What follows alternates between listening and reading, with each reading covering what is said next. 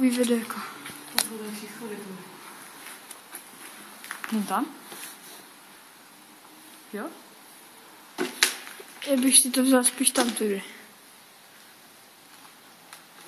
Já to mám. Hej.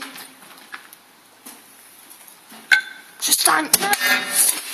Čebile. Co je? Nedejte, já se bojím. Třeba jsi budil bez dřevce.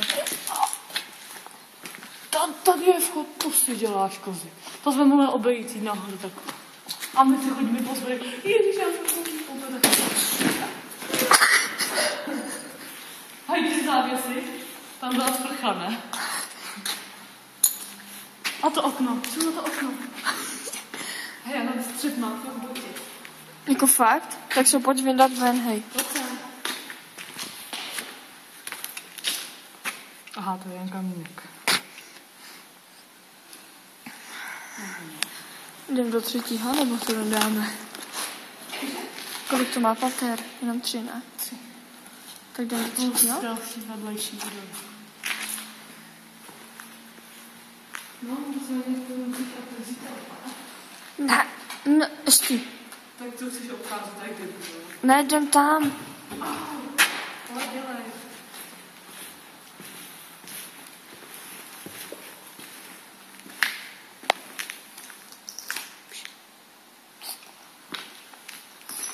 Lepší je mluvit, než naslouchat tichu. Tohle nedoporučuji. To zase je ono. Tady jsou ty schody. Další sklo. Hej, tam jsou i dolů. Ne, já se tady nevyznám, to jsem se jednou ztratila, jo. Jo, tam je vchod, ale to je uzamčený.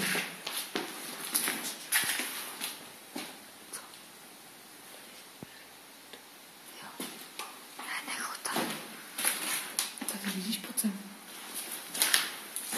Tady to nic je. Jo, aha. Já si kumbám pod tepla. Vále. Ty chceš jít po těchto schodech? Jsou nějaký schátralý, vole. Jdem to druhou, ty byly to betonový.